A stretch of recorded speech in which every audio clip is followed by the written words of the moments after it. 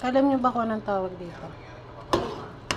Tawag kasi dito sa Saudi ay thermos. Nung first time na dating ko dito, nahingi sila ng thermos.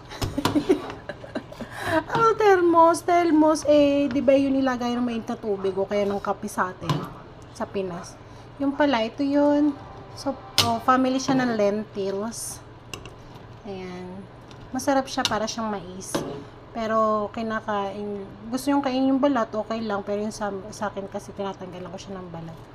Tapos, palalamigin ko lang to, papalitan ko ng tubig. Tapos, lalagyan ko ng asin, cumin powder gusto nila, at saka yung anise seeds, tapos lemon. Bababad lang natin sa isang galon, tapos lalagay sa ref.